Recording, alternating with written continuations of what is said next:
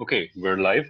So this week's seminar speaker is Nirmalya, who's also one of the organizers of the seminar series. Um, uh, he's going to be talking about bulk reconstruction in black holes. So Nirmalya, take it away. Right, thanks, Madhu.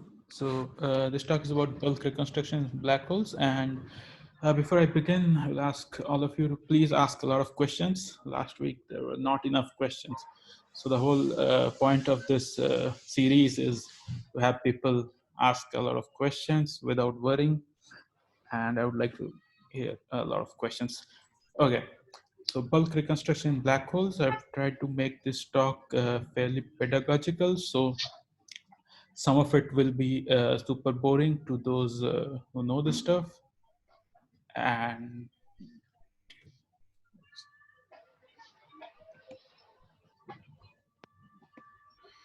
yeah, so let me start with an introduction and then I will give, so the first part, so the introduction may not be accessible to those who don't know ADS-CFT and so on, but that will be explained as I go on.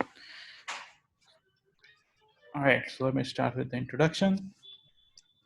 So what is bulk reconstruction and what is the motivation for it? So the question that we're going to ask is, can we represent fields on an asymptotically anti de Sitter space as operators in the boundary CFT? And why do we want to ask this question? So ADS-CFT conjecture is telling us that a theory in D+1 dimensional asymptotical anti de Sitter space and a conformal field theory living in on the d-dimensional boundary of the said asymptotically anti de Sitter space are equivalent. So these two different theories are in fact, according to the ADS-CFT conjecture, equivalent. So in principle, the boundary theory contains all the answers to questions one can ask about the bulk theory. Therefore, one might ask, then why haven't we solved all the unsolved problems in the bulk yet? Why haven't we solved, say, the black hole information loss paradox? If all the questions about the bulk theory can, in principle, be answered for the boundary theory, what exactly is stopping us from actually answering them? And the answer to that is, we don't know exactly how to translate all the questions about bulk physics to questions about boundary theory. ADS-CFT in its present form gives us a dictionary, a way to translate questions from the bulk to boundary, but it's only a partial dictionary. We don't have the full dictionary that will tell us how to translate all those questions. And that essentially is the motivation for the bulk reconstruction program. The aim is to express bulk observables in terms of CFT operators. And the idea is eventually we can answer any question about bulk physics just from the boundary theory. Any questions so far? Okay. So if any of this wasn't clear, don't worry about it. I will explain all of these things in detail. So let me start with a brief review of ADS-CFT correspondence, and those who know these things can take a 10-minute nap at this point. Let me start with, so what is ADS-CFT correspondence tell us? So the protagonists are ADS and CFT. So this is a picture of an ADS space. The interior of the cylinder is an anti-de Sitter space, and the coordinates of this are the time coordinate and some angular coordinate, and the boundary, which I'm denoting by coordinates x, is a flat space-time. And there's an equivalence between the gravitational fields, gravitation and matter fields living in the bulk, and a particular field theory that's defined on the boundary. So someone once jokingly described ADS-CFT as like looking at a can of some juice or something, where the ingredients of the juice are described on the boundary of the can. So if you're looking at the boundary, you have all the information of what is inside, and that's roughly how ADS CFT operates. You can look at the boundary, and from there you can learn about everything that is in the bulk. So what is a CFT? So CFT is a conformal field theory. It has the usual symmetries of a Lorentz invariant field theory, like Lorentz invariance and translations, but it is also invariant under scale transformations. So making a change of scale leaves the theory invariant, and that is the essential and defining property of a conformal field theory. And the main, the stars of the show for the conformal field theory are the primary fields. Primary fields are those guys that transform under a conformal transformation in this way. This defines a primary field, and for every primary field there is a number called a conformal dimension associated with it. I think Is there's there a question. Yeah.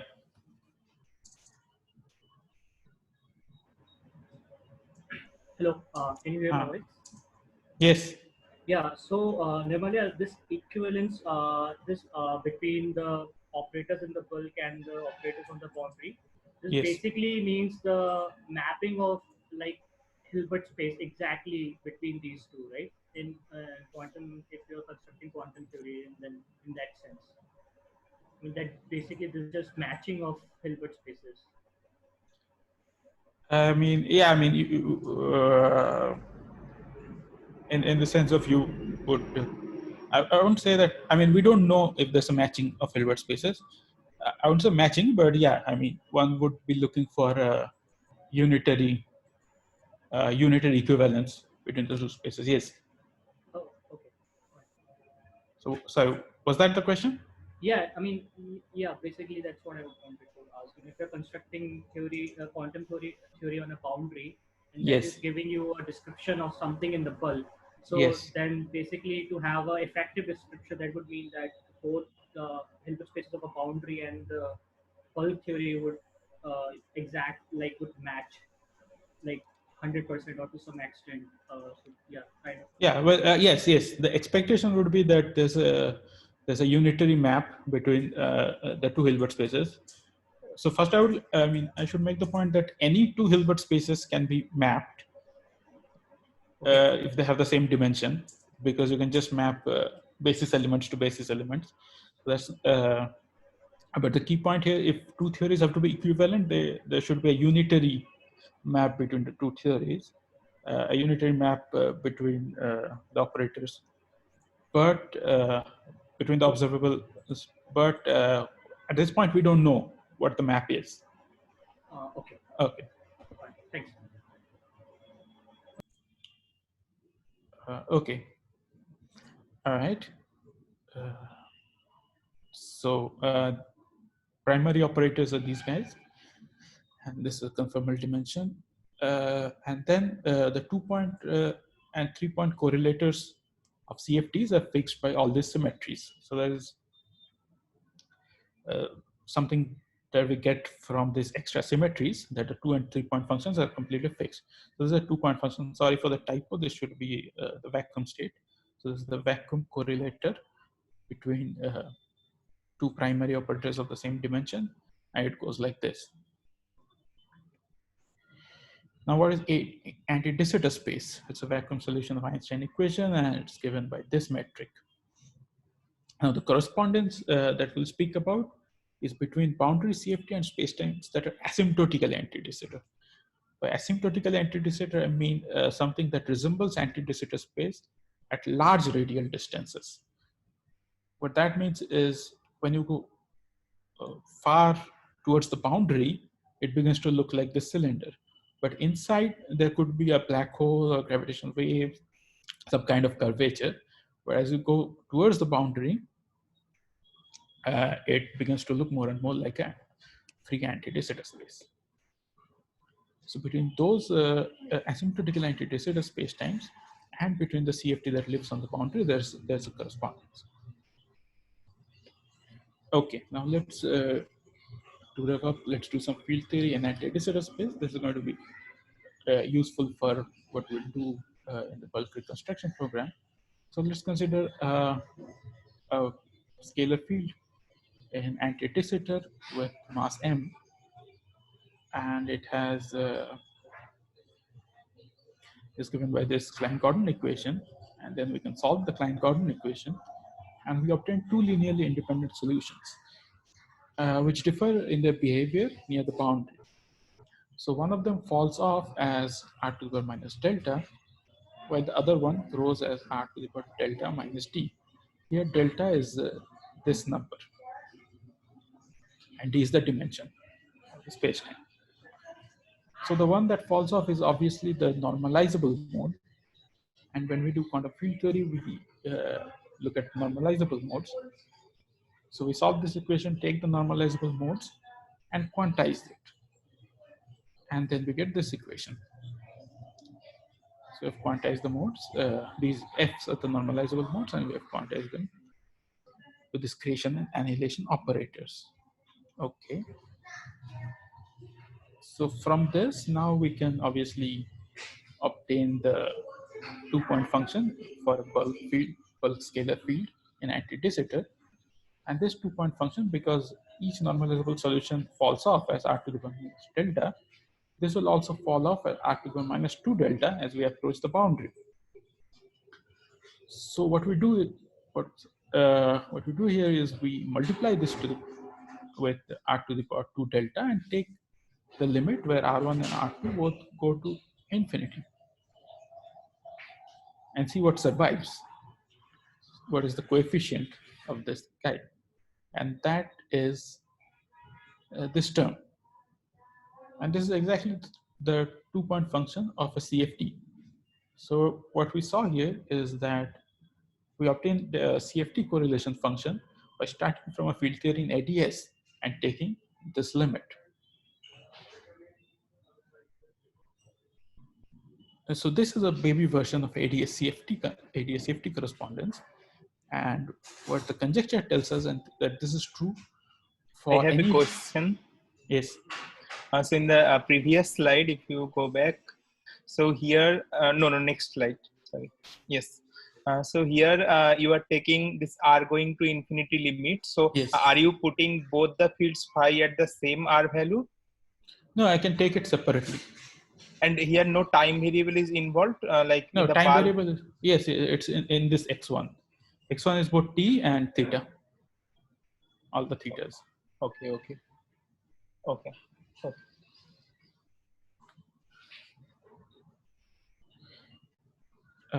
Okay, and the ideal CFT conjecture is telling us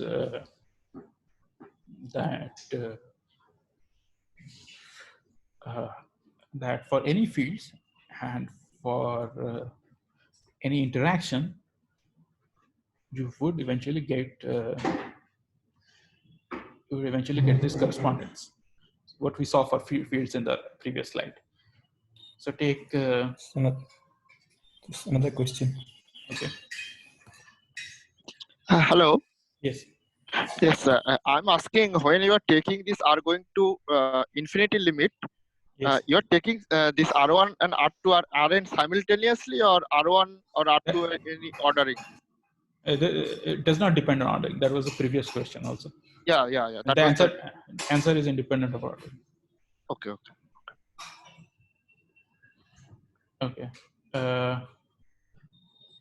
So you get this.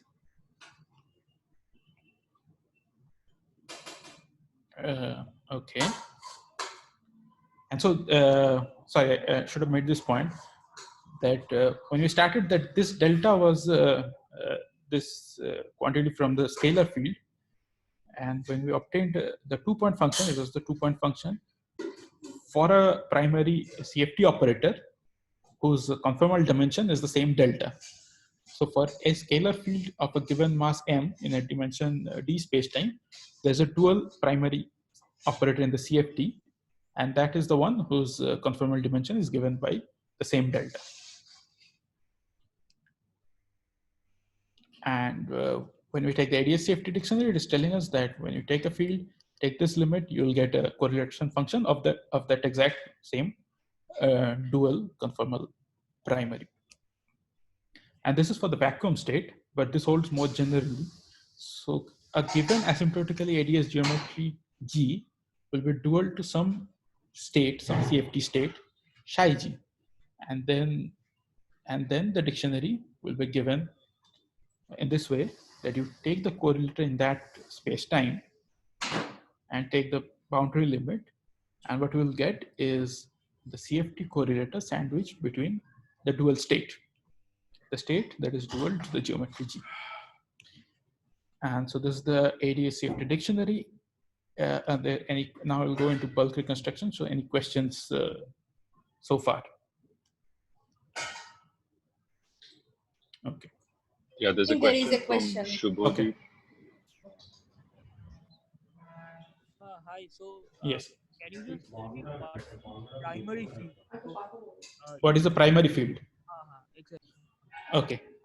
Thank you. Thank you for the question. Let me go back the slide. So a primary field is something that transforms in this way. This is the defining characteristic of a primary field. If you do a conformal transformation, a primary field will transform in the following manner with a particular conformal dimension. Okay. So I mean, so the scalar field that you had in the bulk Yes. field, or is the primary field itself the scalar field? Yes. Primary field is something in the conformal field theory. It's an object in the conformal field theory. The scalar field is a field in the anti-de Sitter space. Okay.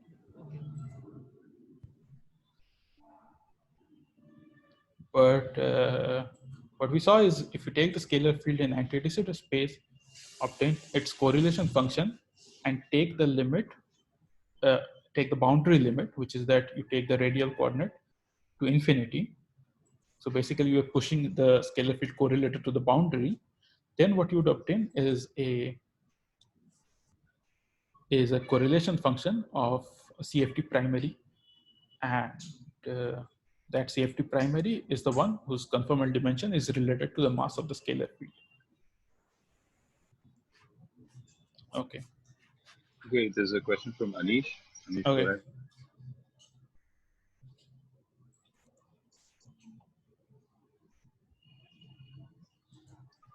Yes, Anish, do you have a question?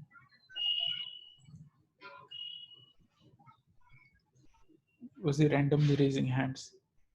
Anish, were you randomly raising hands? We're checking the feature that is working. There is another question from Okay. Prashant. Yeah, maybe Prashant, go ahead. Okay. So in the previous slide, you showed that for a geometric function, you could write this in pure ADS. Yes. So in the next slide, you are saying that the endpoint function also has this form. So and you're saying this is pure ADS. So this Yeah. can also be shown similarly, is it? I mean, this is where it becomes a conjecture for any fields, for anything. This is something that will follow from the ADS safety conjecture. Okay.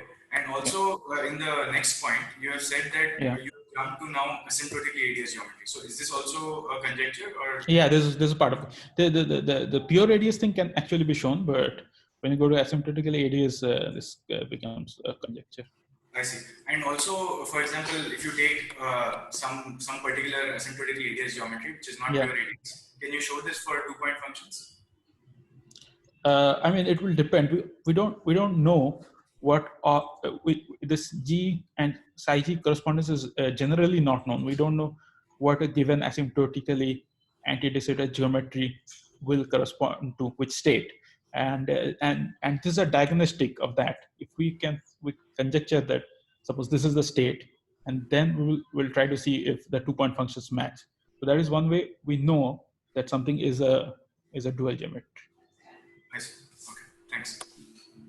So the point was that, let me repeat that point, which is that if we know some asymptotically anti-de Sitter geometry, the way we check that this is dual to some state, one of the ways we check is to obtain two-point function in that space-time and match it using this geometry, matching it using this dictionary. So this relation is known as the extrapolate dictionary. And yeah, so if the extrapolate dictionary matches, then we know that something is a dual state to a geometry.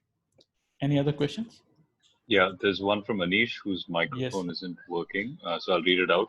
When you say geometry is dual to a state, how exactly is geometry defined? That is it modulo? Is it geometry modulo gauge transformations? Because he says, I understand small gauge transformations should be equivalent, but are large gauge transformations also equivalent? No, large gauge transformations are not equivalent. So from a large gauge transformation would give you a different state. So if G is some geometry dual to psi G, this is modulo small gauge transformations. All small gauge transformations leave the geometry invariant. But if I take a large gauge transformation, then that will be dual to some other psi G. And that is something that we can map using ADS-CFT dictionary, in the sense that a large gauge transformation will correspond to some conformal transformation in the CFT side, and that conformal transformation will take it to some other state, which will be dual to the large gauge transform geometry in general. Okay, there's another question from Tushar. He's asking, will the large gauge transformations deform the state or the boundary CFT itself? I don't know what deform means in this case. Large gauge transformation will definitely change the geometry. I think by deform he means change. Is that right, Tushar?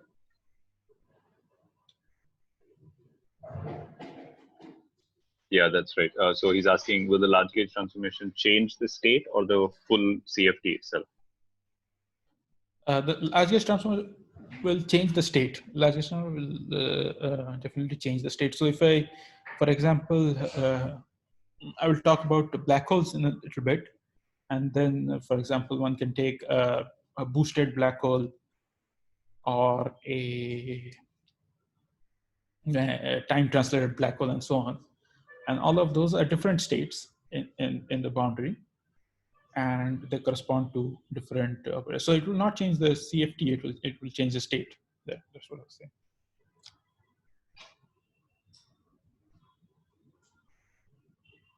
Okay, I think you can proceed now.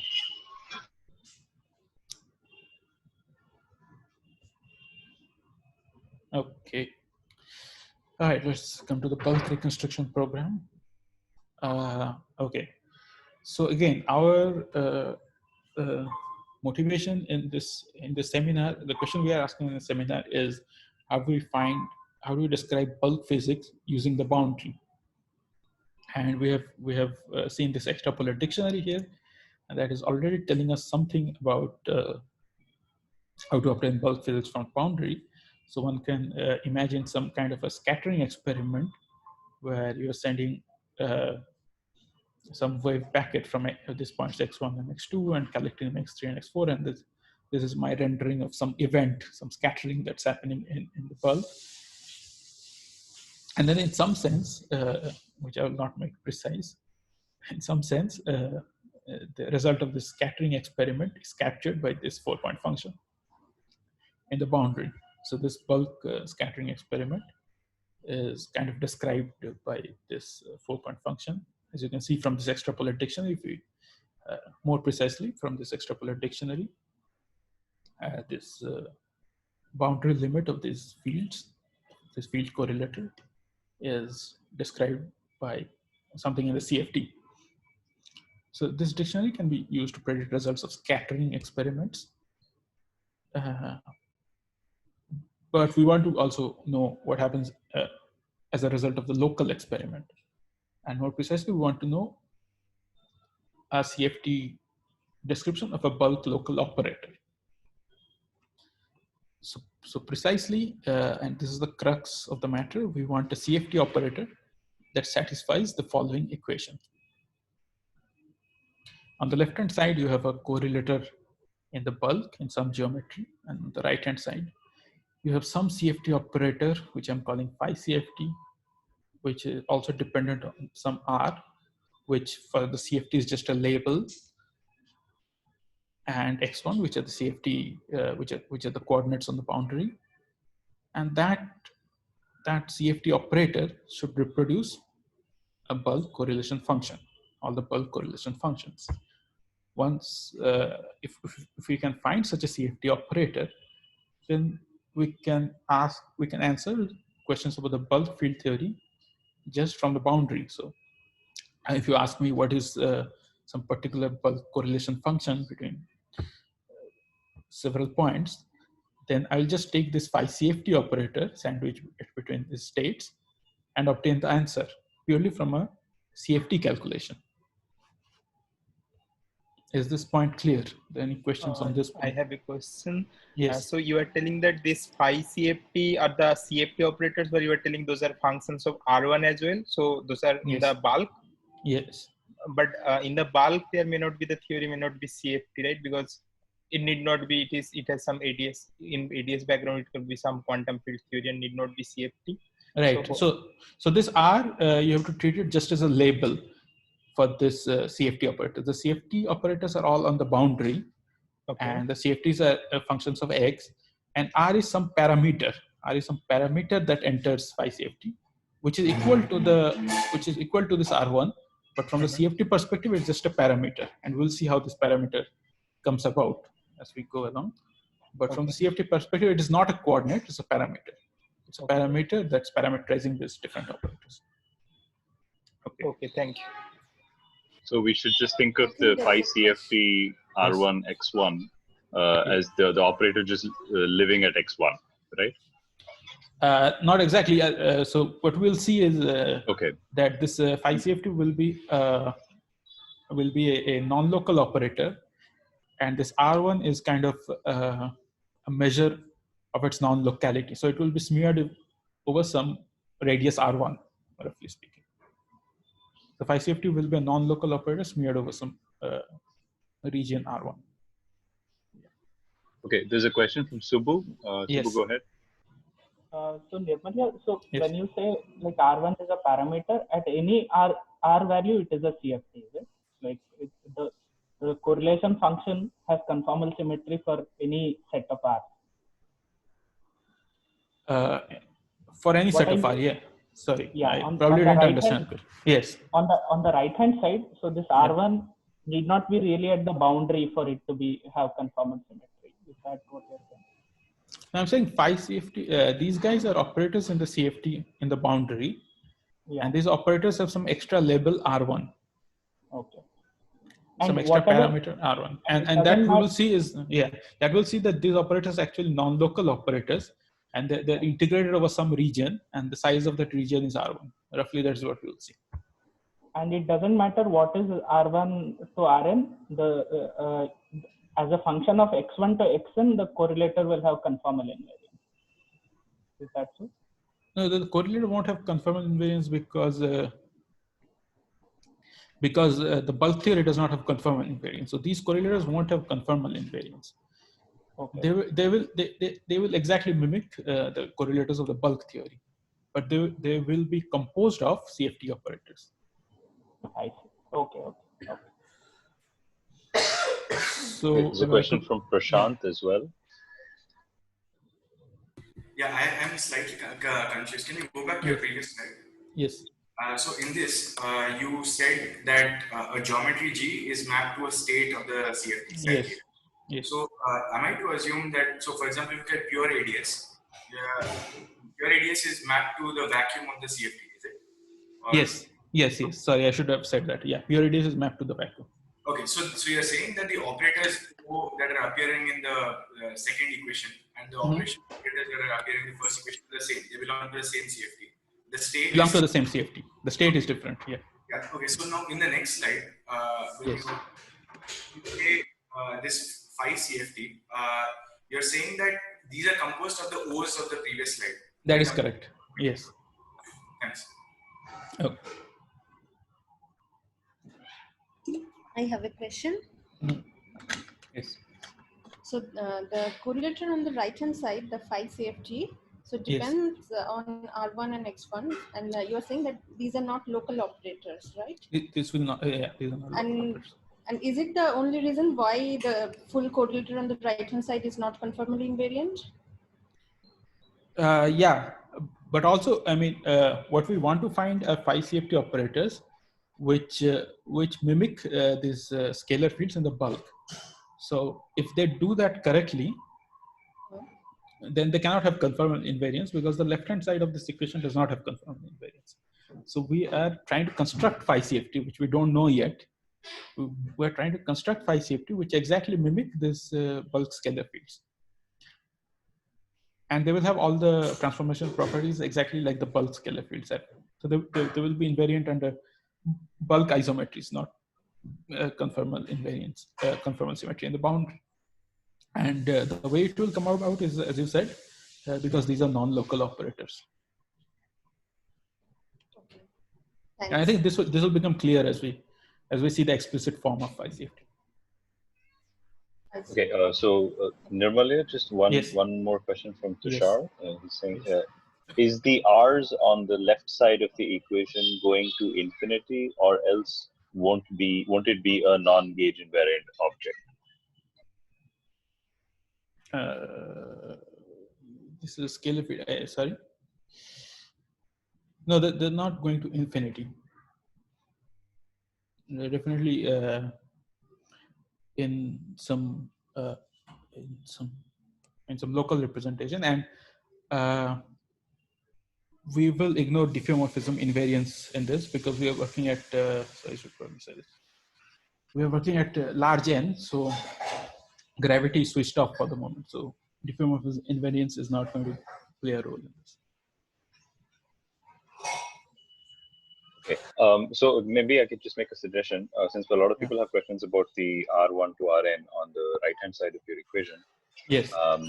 Maybe you can proceed, and then hopefully it will become clear, and then maybe we can pause again for questions. Yeah, I think so. Okay, let's move on. I think this will become clear when we see the explicit form of phi CFT. Okay, so how do you obtain the explicit form of phi CFT? So there's something that we know about phi. It solves the free field equation. And we saw the extrapolar dictionary, which if you squint hard enough at the extrapolar dictionary, which was this, now we're doing bulk construction for scalar field pure radius. And if you look at the extrapolar dictionary, it kind of looks like a boundary condition for the scalar field. So this is something that is true within correlators. So let me just write it like this. This is true within correlators. And this, so we have an equation, and we have something that looks like a boundary condition. So now let us consider a CFT operator by CFT Rx, where R is some label, and we demand that it satisfies these two equations. So we demand that whatever the Rx dependence of this guy is, of phi CFT is, it satisfies this Klein-Gordon equation in R and X. And we also demand that when we take this limit on this phi Rx operator, it gives the conformal primary operator of dimension delta. So these are the two demands that we're going to put on this guy, and we're going to see what we get. And we already did scalar field theory in ADS, so we know something that solves this equation. You know how something that solves this equation looks like. It looks like this part. So let me write it like that. Write it in expansion like that, and then use the other boundary condition type relation, the extrapolar dictionary, by taking this limit. And by solving this, which I'm not going into the detail of, but I can tell you if you want, we obtain this final equation. Phi CFT is now given by an integration. So this is a local operator, is given by integration on certain region. The integration is over the primary operators, and it has some k, which is a function known as the smearing function. which is smeared over it. So the phi CFT operator that we obtained has this relation, this is the phi CFT that we obtained. It is a non-local operator. It is integrated over some region, which I will specify. And it has this CFT operator multiplied with some function. And that function is something that we obtain from the solutions of the scalar field equation. So this, the modes, the normalizable modes were f omega n of the scalar field in the bulk, and this smearing function is obtained by taking essentially a Fourier transform of that smearing function. And this integration region is described in the following way. So this is obviously integrated over some region in the boundary, and that region in the boundary is all the points which are space-like separated from the bulk point where we are doing the reconstruction. So if we're looking at phi CFT for a bulk point y, this is my bulk point, and we look at all the boundary points that are space-like separated from this bulk point. And this integration that I showed in the last slide will be over this entire region. So this integration is over this entire region. And that is where the information about R comes in, because obviously this region will depend on what R was for the bulk point. So let me pause here and answer questions about this now, the questions that you still have about the phi CFT. So wait, let me make this point that now if I take phi CFT for two bulk points, say R1 T1 theta 1 R2 T2 theta 2, and take a correlator, now I can do the CFT calculation where I take this operator and take two representations for phi CFT R1 and R2 and sandwich it in the CFT vacuum state. Then I will exactly get, now I will do a CFT calculation, obtain the OT T1, which I know, and integrate it over this. And then I will get an answer which exactly reproduces the bulk, the 2-point function of the bulk field theory. Okay, now questions. Yeah, there's a question by Anirban. He's asking, is this a unique way to mimic? Anirban, maybe you can unmute your microphone and explain the question a little more. Yes, I'm saying that how you are doing this, is this a kind of like I mean, unique way in the sense that can I define this phi CFT in another way so that I can get the same answer?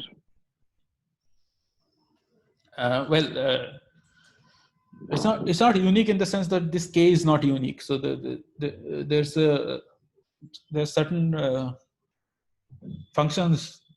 So this I won't go into this in detail, but there's certain functions that you can add to this K, which will give the same which will return the same answer. So the K is not unique. Okay. K is not entirely unique, but that is something that you can see from the scalar field from this entire calculation. You can figure out that K is not totally unique, but up to that it is unique. Okay, thank you. There's also a question from Nishant. There is a question by Nishant. Yeah, yes. Nirmalya. Yes, So this K is what is known in literature as scalar bulk to boundary propagator, right? No, that is not. It's not exactly the scalar bulk to boundary propagator. That is something that you would get if you look at the non-normalizable modes. If you do the same process with non-normalizable modes, what you would get is the bulk to boundary propagator. And these Ks are just called smearing functions. Okay, and does this K also follow some sort of equation, or this is like the? Yeah, it solves this K solves the wave equation, the Klein-Gordon equation. Oh, kind of like green function. Yeah, it's like a green function. So the reason that the phi CFT operator works is that del minus m square, this equation, is solved by the K. So now if I operate the del minus M square on this, K has all the bulk labels. So K solves that equation, and K is something that goes to the delta function in the boundary limit. So yeah. Okay.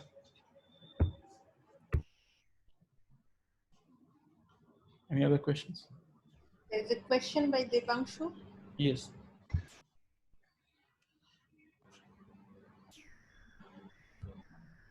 Devanshu, are you there? Devanshu. Hello. Yes. So dt prime and d theta prime seems to be over all points at the boundary which are space-like separated. So that is that the reason why you are using doing the entire computation in the global patch instead of Poincare? Because Poincare covers only half space. I mean, is this important in Poincare or global? No. The difference between Poincare and global is not important for this. I mean, you get the same answer for both cases. You get the same smearing function. You can do it in either. Of course, I mean, the form of the K is the same. The integration region is obviously slightly different. Okay. But it is, it's all space-like separated points. Thank you. So I have a question. Yes. So how do you get the point that these are all the smearing functions? So it's the next slide. So how do you get that all the points are space-like separated from the bulk point? Is it Okay, yeah. some physical? Yeah. As I was saying that this K is not entirely unique. You can add to it some particular functions, some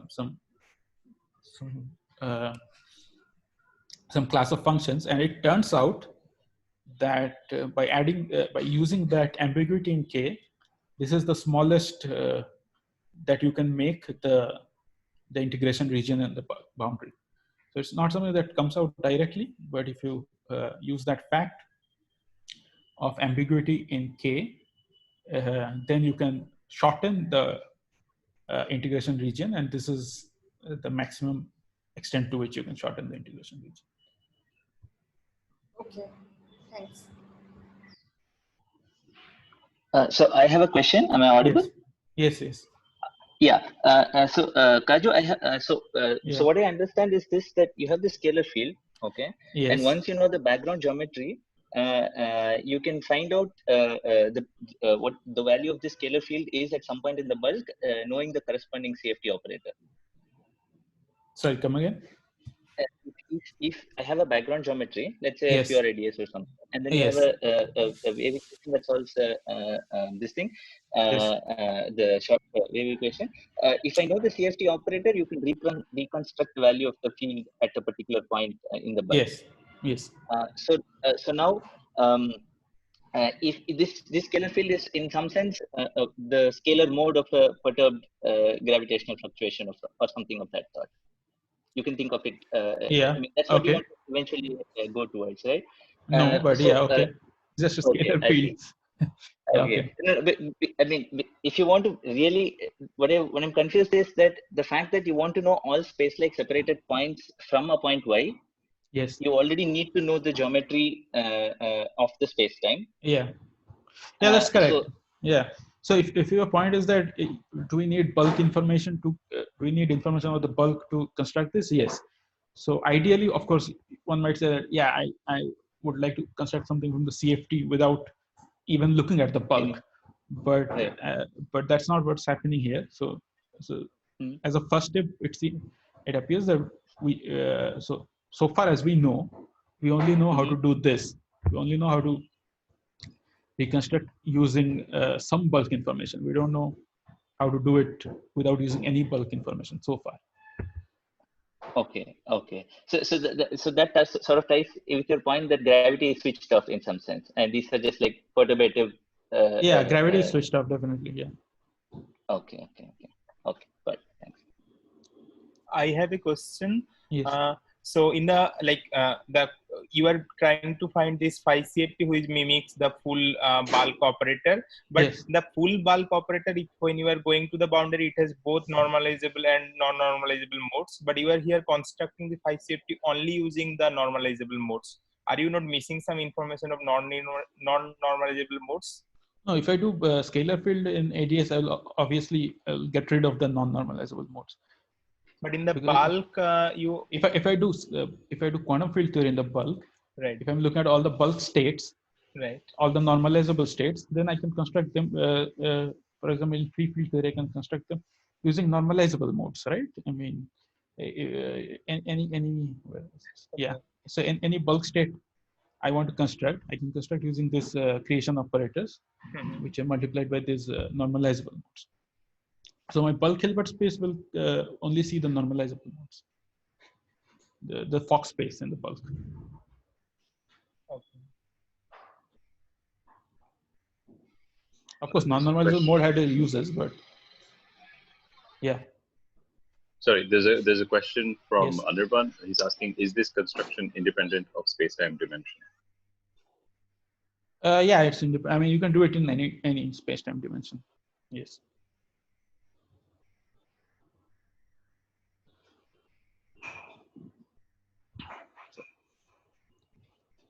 All right. We are almost out of time. Any more questions?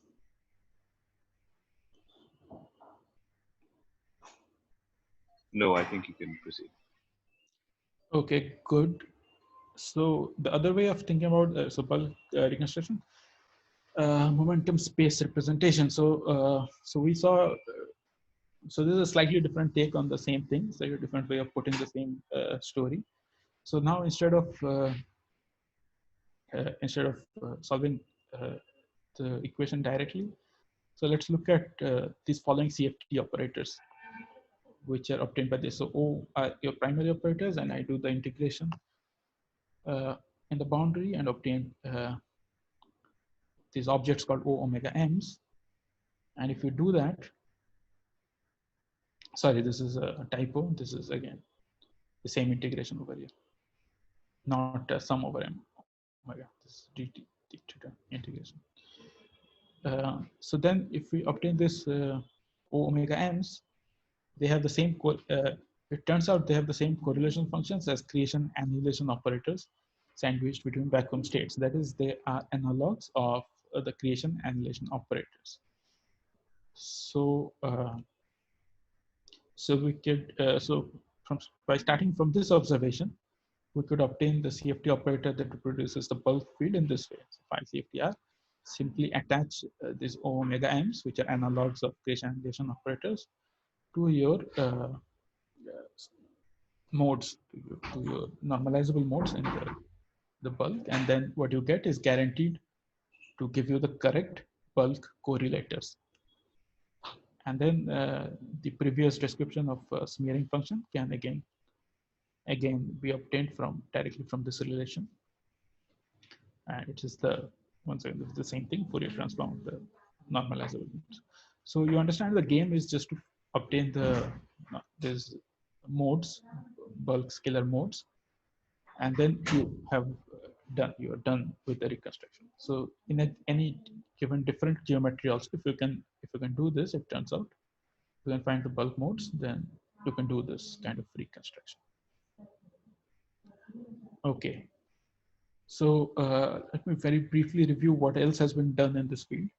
We know now how to include interactions. So previously we had free field theories, but we can also now include interactions. So in the CFT side, we assume that there's a parameter n that controls factorization. This is something that we need for this to work. Usually it will be the central charge or something like that. It's a large n CFT, it's a large n. So some n that controls the factorization on the bulk side. The same n appears as a perturbative parameter in the theory. So if I have a bulk equation of motion like this, then you can play the same game, and now you can solve this perturbatively, solve this equation perturbatively in the background, and obtain a representative phi CFT, which will have a free part, but it will also now have a part that comes from this from the presence of this interaction. So the 1/n correction to the free CFT to the representation, the safety representation of the free field.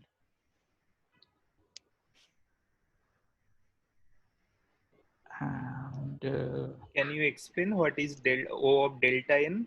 This is delta n, O of delta n, these are higher dimensional primaries. So yeah, I mean, the details will come. So I'm going to skip the details. But some higher dimensional primaries will get involved in this description. Okay, good. So yeah, so that was just to briefly say that we can include interactions. It's not just for free fields. We can also do sub-region reconstruction. This I'm going to skip now.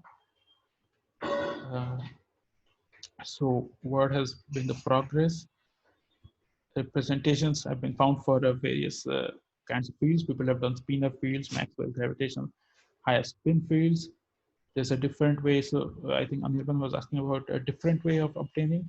So you can also obtain get the same answer, but a different way of doing it is by starting from symmetries, by demanding that there's the way these boundary operators transform under the boundary CFT is compatible with bulk isometries, and that also gives you a way of constructing this CFT representation that gives you the same answer.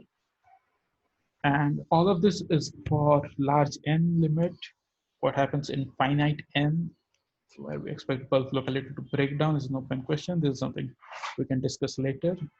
Skip over this to get to black holes. Okay. So let me just take 10 minutes to finish this talk. Okay, so eternal black holes. So we talked about different geometries having different dual states, and this is an example, the eternal black hole. The black hole spacetime, this has two boundaries, and so the conjecture is that we have two copies of the CFT, one in each boundary, and the CFT dual to this geometry is given by an entangled state of these two CFTs, and in particular, the CFT dual is this thermofield double state, which has this form. Beta is the temperature, 1 over the temperature of the black hole. So there's a CFT on the right and the CFT on the left, L and R.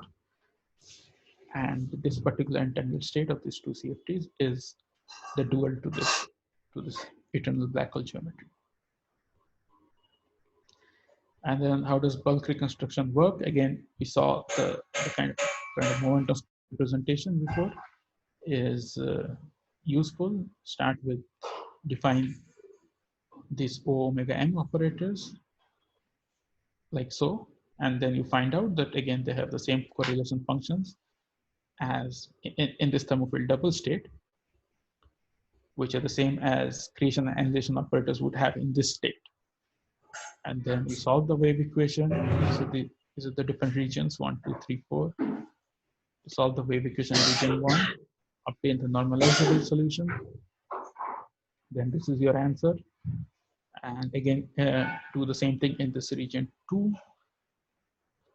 Obtain the wave equation and demand continuity across the horizon.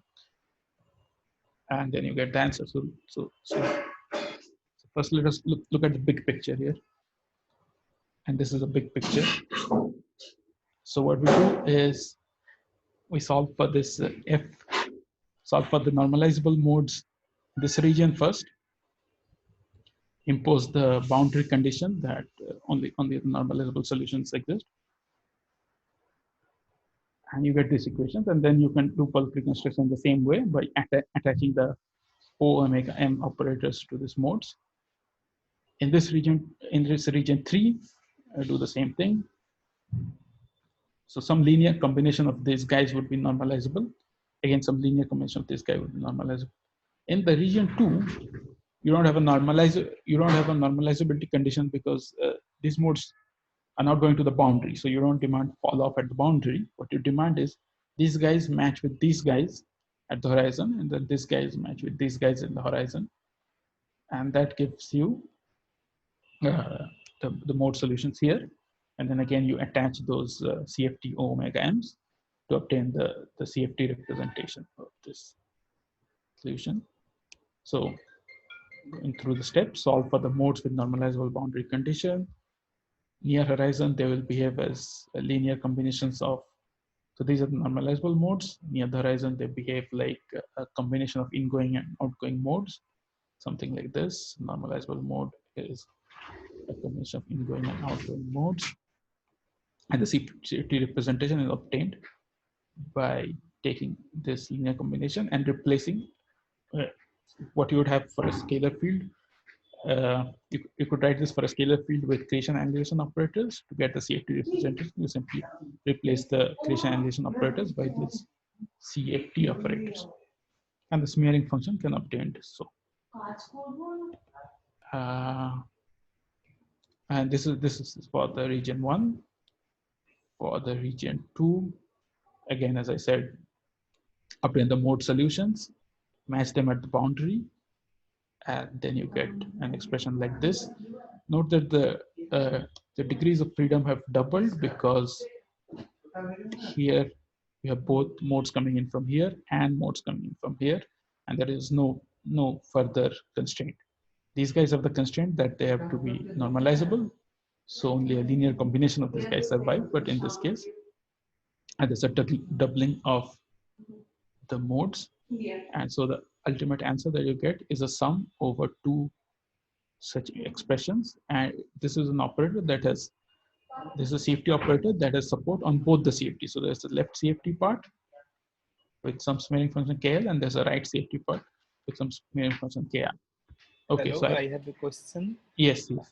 So, like if inside the horizon there are some kind of states or some operators whose suppose boundary conditions are such that at horizon they vanishes. So those kind of information you cannot get probably just matching this blue to blue and red to red kind of thing, because you are assuming that all the informations outside the horizon can be encoded by these modes. Yeah, if there's something like that, of course. We're just doing this for scalar fields where we can solve this wave equation in various places and match at horizon and boundary and so on. I mean, I'm assuming, like, I'm considering, like, if you solve suppose the scalar field equation like inside the horizon and put, say, it has some 2 modes, and suppose one of the modes vanishes on the boundary kind of thing. If it did vanish, then we would have, but in case of at least scalar fields where we can solve it like in 3D, it does not vanish at the boundary. They're just 2 outgoing and ingoing modes. Okay, so I went over this part very quickly, so let me pause for questions if anything was unclear. We're almost at the end of the talk. Any questions about bulk reconstruction black holes? If it's not clear, I can go through this again. So the key point is pretty much the same story, but for points inside the horizon. So if I look at this region, bulk reconstruction is pretty much the same way as in a pure radius. Solve the equations, get a representation on this boundary. Here, solve the equation, get the representation on this boundary. Here, on the other hand, you get a CFT representation that is has support on both the boundaries. And so one way of you can think of this as take these modes and continue them back to the horizon, continue them back to the boundary. So these guys you can continue them back, get some answer. These guys you can continue back, get some answer. Here you continue back, you get answer, get an answer on both. You get a representation on both the boundaries. Okay, any questions, comments?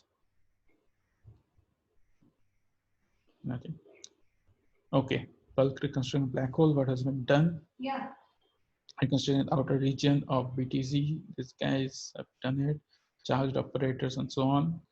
So one interesting point about black hole reconstruction is this smearing function that we talked about is exists only as a distribution. It does not exist as a function. So essentially, to get some answer, you have to integrate over wave packets. Okay. So now let me skip reconstruction of black holes. I'll skip this. Sorry. So there are problems. Yeah, let me just finish this point. There's some problems with reconstruction of black hole formed from collapse, which I can discuss later. So skip this. Yes, questions. Hello. Yeah. So what will happen to, say, if you don't have two-sided black hole? What will happen to the interior region? Okay, so this is what I was trying to skip. So yeah, so this is a black hole formed from collapse, and this does not have two sides; it just has one side. So what happens here? So again, there are two kinds of modes: ingoing and outgoing. And this is a Penrose diagram, but remember this is in 2 dimensions. So this is really in higher dimensions. This has an angle dependence. So each point is like a circle. So you can think of like some kind of circle over here. So this is the origin. So this guy is actually rotated around. So this side is not a boundary. This is the origin. So you can go through it. All right. So the reason I'm saying this is we'll now look at the modes and see whether we can do bulk reconstruction. So there's a black hole formed from collapse. This kind of greenish line is the mass shell that causes the collapse. So it is falling in the black hole like this. This is the horizon. And now in region 1, there's no problem again. You take these guys and do bulk reconstruction. And then this mode goes in. Again, there's no problem. So inside the horizon, there are 2 modes, the ingoing, this left and right moving mode. The left moving mode poses no problem. You can continue it back, matches with this guy, goes here. The right moving mode is the one that poses problem. You want to take this back here, go through the origin and go back to some point in the boundary, some point in the boundary. But the reason you can't do it is if you try to continue it back, at this point it collides with this infalling mass shell. And this will happen at very high center of mass energies, which will be trans-Planckian center of over Planck scale center of mass energies, and that is something that we don't expect to be described by the classical theory that we have been using so far. So this is where this construction breaks down, and you cannot proceed further with it. Yeah, suppose you have 2 bulk operators in this region 2. So yes, how do we? So can you encode this in the CFT? That's the question. Like in the one-sided CFT boundary. Yeah, so that's what I was saying, that you cannot do it because so take a phi, expand it in the right and left moving modes. Left moving modes you can do because you're trying to continue it both these modes back to the boundary.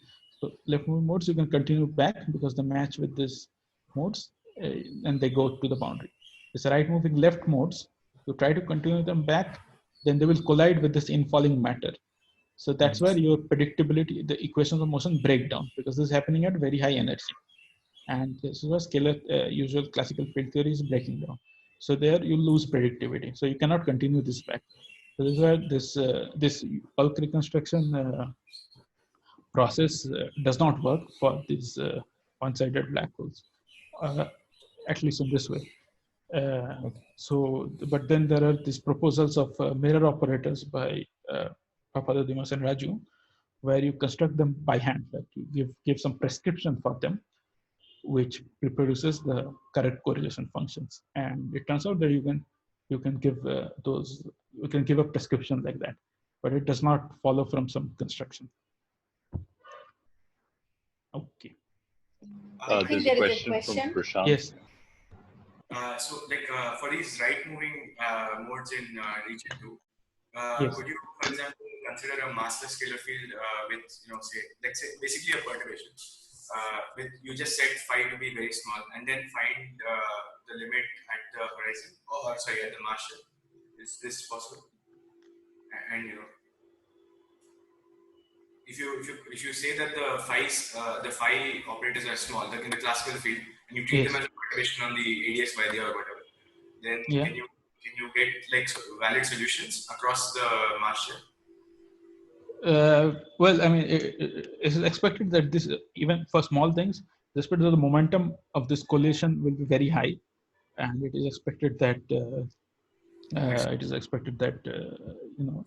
So if you use, for example, another solution with which doesn't have a singular surface of the, it doesn't have a sharp mass shell falling in. If you had some a bunch of matter falling in, could you do this?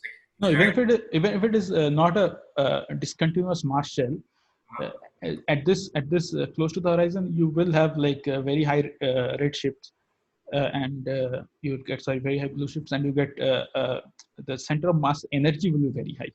That is the problem. So this collision will take place at very high energies.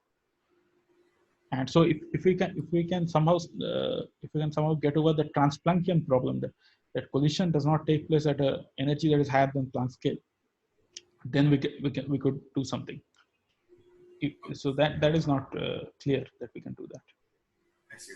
Thanks.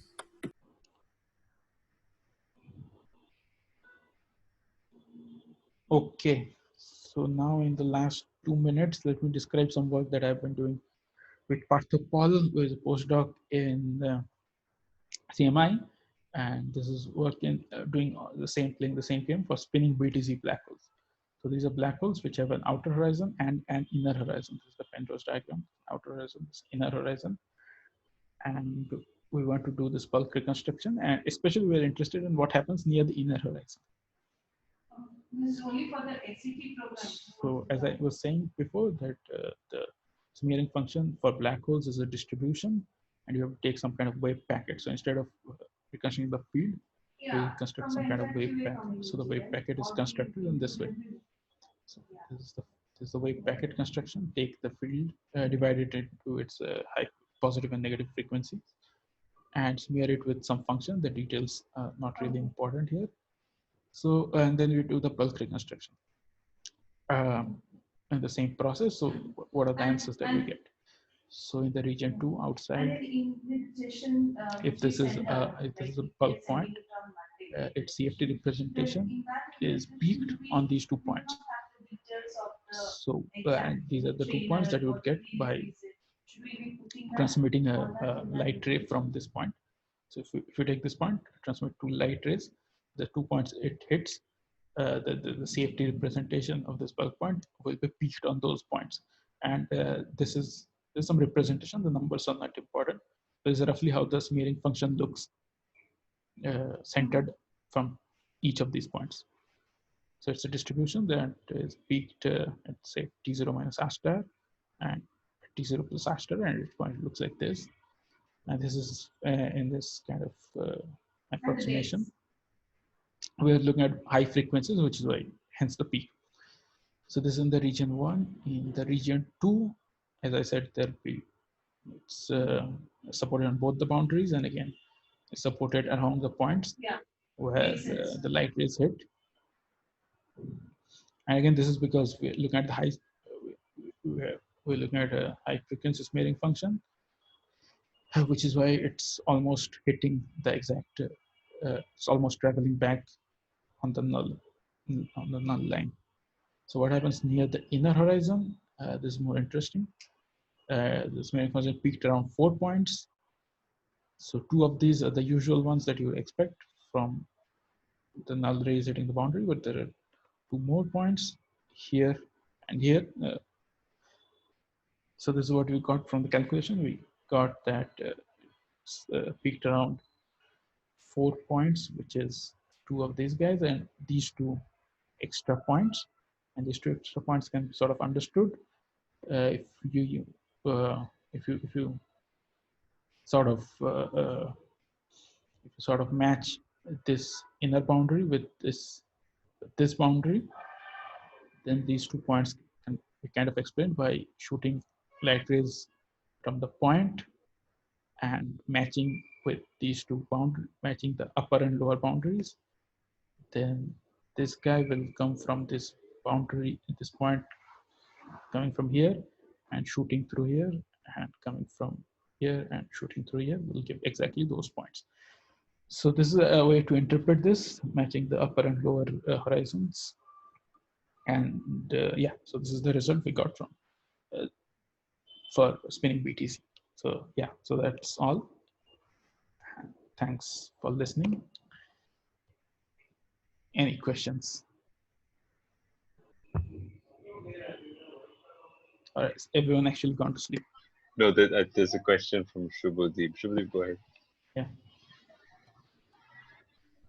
So for the spinning BTC, you are Yes. focusing on the right horizon, right?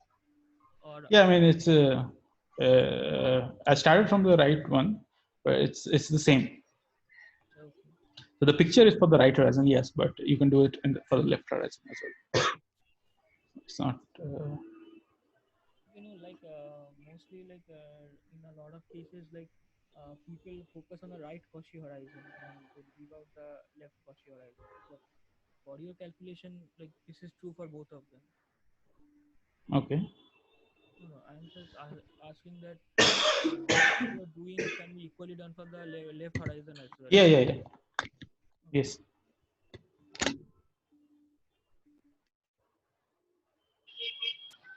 Okay, this question from Dibanshu.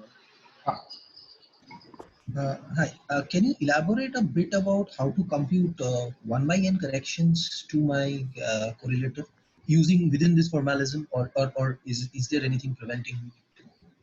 Yeah, 1 over n is nothing preventing 1 over n. But if you want to go to higher powers, obviously you need to know the details of which CFT you're working with. Because then you're looking at 4-point functions, and that becomes tricky. And of course, at 1 over n square, you also have to take gravity into account. So those issues become trickier. So this is you mentioned in specifically something about non-locality coming into the picture. Oh yeah. The finite n. You mean finite n? Yes. Okay, finite. So, yes. Yeah. So at large n, obviously, so at finite n, we know that bulk locality breaks down.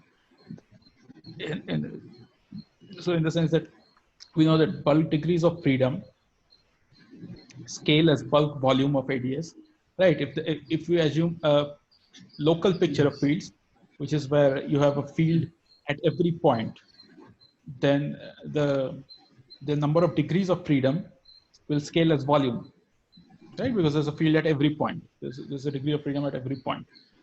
But boundary degrees of freedom obviously scale as boundary volume, which is bulk area. So bulk degrees of freedom scale as bulk volume, boundary degrees of freedom scale as bulk area, multiplied by n. So if you have a CFT with a central charge, say n square, then at each point, so you multiply n square with that, right? So because so at each point you have n squared degrees of freedom, and you have your degrees of freedom are scaling by area, bulk area. So you have n square into bulk area, and that is a mismatch at finite n. If it's infinity, of course, this n square also gives you an infinity, and then the bulk degrees of freedom and boundary degrees of freedom scale similarly. But as soon as you have finite n, there's a mismatch. So, and this what I just said in a hand waving way is made more precise in this paper by Papadimos and Shaw. We can see that exactly if you calculate the entropy of a large n CFT, it matches with the bulk field theory in a higher dimension. But as soon as we are at finite n, this won't match, and you expect bulk locality to somehow break down because the number of degrees of freedom are not scaling in the same way. And we don't know what happens. We don't know how to do that, because this whole formalism is based on starting from large n and then taking 1 over n corrections. So we don't know how to do finite n, and we don't know what I mean, we expect some quantum gravity effects to come into the picture. Yeah. Thank you.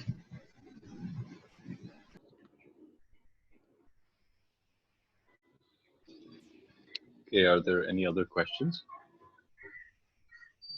Yes, there's a question from Prashant. Go ahead. Yes. I think someone else had already raised their hand. Shubhadeep. Sorry, no, I just see Prashant and Aranya. Okay, fine. So what I wanted to ask was, in this slide, you say that representations have been found for various fields. So from what I understood, when we discuss scalar fields, you could have mass. These scalar fields could be of arbitrary strength and so on. Yes. So basically, these fields on a fixed background, right? And, yeah. And so your boundary state, which depends on the background in the bulk, is not changing. It's just finding the appropriate CFT functions that will describe this field. Yes. Now, when you say gravitational fields, do you mean specifically perturbations on a fixed background, or yes, that's what I mean. Perturbations on background. But for the other fields, you can they're not perturbated, like Maxwell or spinor fields. They're not in particular. They're not perturbated. Right?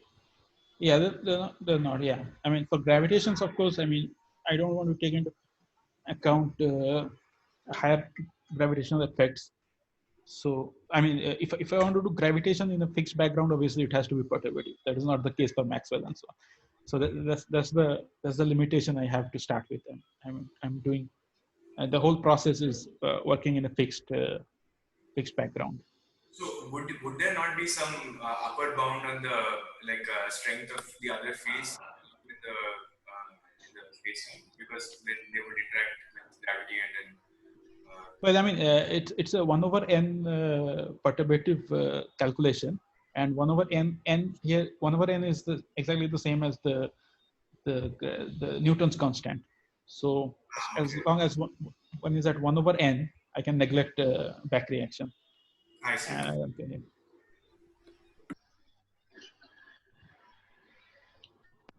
Randy, you can go ahead.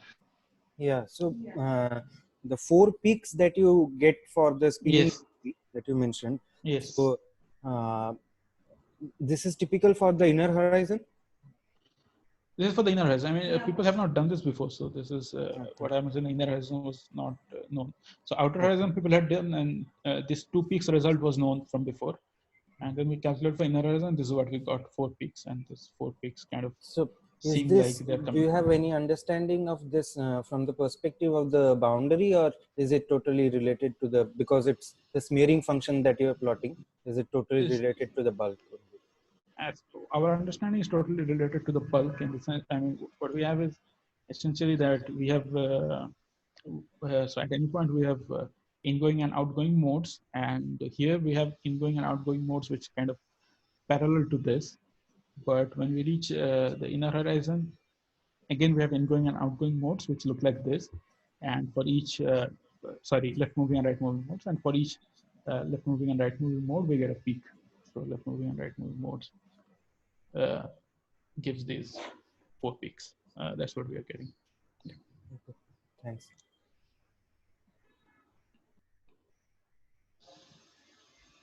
I think there's a question from Subbu. Yes. Yeah. So Nirmal, so at inner horizon, like in extremal black holes, I mean, at least I know in 4 and higher dimensions, there is this mass inflation phenomenon, right? Like if you send a perturbation to the inner horizon, it has this infinite blue shift. Yes. And so on. So that doesn't show up in this analysis, or? Yeah, I mean, if I mean, you're asking like if there's this infinite redshift that you expect, and the question of whether this inner horizon is stable or not, right? Yeah. So yeah, no, but in this case we are just working with fixed geometry, so we are neglecting those questions as such, and at least for this analysis, it does not show up. Okay. What I understand is that if you send a perturbation, small perturbation from asymptotic infinity, yes, it will pick up some very large energy by the time it reaches inner horizon, right? That is correct. Okay. That is what we expect. Yes. Okay, but still your the assumption of how do I say it? But you are in an effective field theory, so that is still okay. That yeah, roughly yes.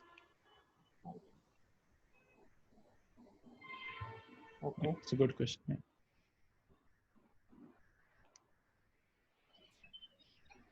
Okay. Are there any other questions? Yeah, Pinaki, go ahead. So this is done for rotating BTG, right? Yes. So even for charge BTG also you have the inner horizon, but have you studied that too and no. get the similar things? Or? No, we have not looked at it. This one, we did it for this one. Yeah, but yeah, I see. So in this case, actually, you can solve this differential equation exactly. Yes, we can solve. Yeah, exactly. Yeah, for charge you cannot probably, but no. But yeah, since the horizon structure is similar, probably you will have similar result. Yeah, but one has to solve the equation. So. Yeah, maybe, but that you can solve locally, right? You don't need the exact. I mean, you just need to match. I mean, the way you are doing. Yeah. Yeah, maybe one can do So it. I don't know. I've not looked at ChatGPT. But you don't need the whole solution, right? I mean, you are just matching around, along the horizon or something. So we can Here, solve I near mean, the horizon. no, we did use the whole solution. I mean, we did. But do you need use to? It depends. Depends. Yeah, for this kind of pictures I showed, you probably don't need to, but you except for the matching. But if you want the solutions at any point, then you do need to. Mm-hmm. Okay. Actually do, because what we did was we obtained the full solution and then we expanded it in different regions. So for that, this one would need to. Otherwise, you don't know which modes. I mean, how to match modes in the near the inner horizon to modes near the outer horizon. For that, you need the full solution, right? Yeah. This question from Subbu again. Yes. Yeah, so Nirmal, this might be a bit vague, but what I want to know is, like, in 3D, there is also another action in gravity, which is this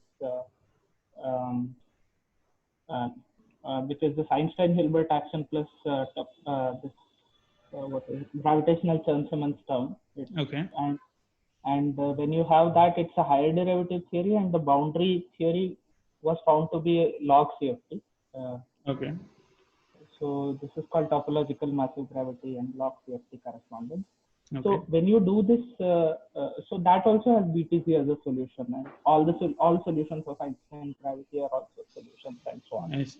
So you could consider the same background in that theory, but as long as you consider some scalar fields, does it matter which theory I am in, or not? Well, I mean, I don't know about log CFT, so I cannot answer that question from that perspective. Of course, up to 3-point function, everything is fixed. So I mean, it won't matter which CFT, I guess. But beyond that, I guess probably you can see which CFT one is in, might be, because so the gravity part also comes. Once you consider the background, it doesn't matter which theory you are in, right? Because you are considering scalar fields in a background. What other information have you used about the gravitational action? So for this, it doesn't matter. But if you want to go for higher point correlators and you want to take gravity into account, when you turn on gravity, basically, which is what you do when you calculate 1/n² corrections, and that's when so, and in the CFT side, the difference will come because when you 1/n² corresponds to 4-point functions, and 4-point functions are different from different CFTs. So you will see the CFT also when you go to 1/n².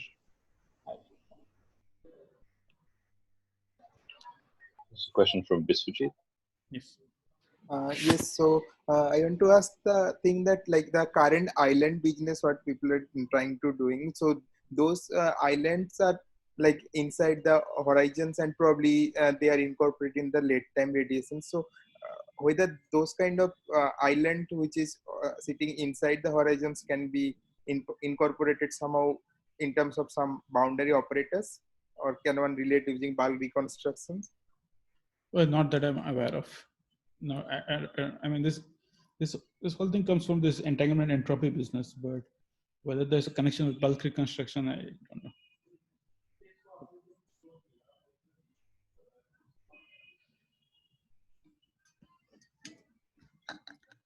Okay, any more questions?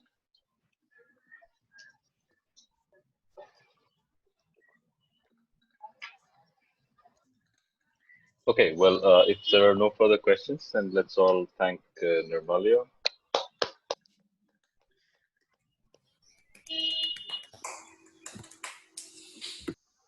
Okay,